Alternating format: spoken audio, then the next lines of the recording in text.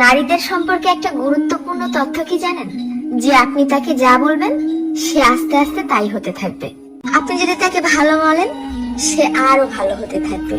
আপনি যদি বলেন যে তোমার মনের মধ্যে অনেক মায়া, ভালোর জন্য তুমি নিমেষেই যে কোনো কিছু কোরবানি দিতে পারো, তখনও সে সেটা রপ্ত করতে শুরু করবে।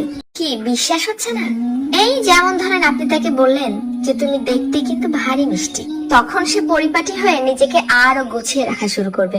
কিন্তু যখনই আপনি তার খুঁত ধরা শুরু করবেন, তার ছোট ছোট ভুলগুলোকে বড় বানিয়ে তাকে সবার সামনে অপমান করে ছোট করবেন, সে এটা পারে না, সে ওটা করে না, সে একজন বেয়াদব, সে একজন অসভ্য, মুখে মুখে তর্ক করে, সে একজন মারাত্মক রাগী, তেজি, জিদ্দি মহিলা, এই ধরনের কথাগুলো যখন তাকে কষ্ট দিয়ে বলবেন, সে কিন্তু আস্তে আস্তে তাই হতে থাকবে। কারণ তখন সে ইতোমধ্যেই জেনে গেছে যে আমার আর ভালো কিছু প্রকাশ করার মতো কিছু নেই।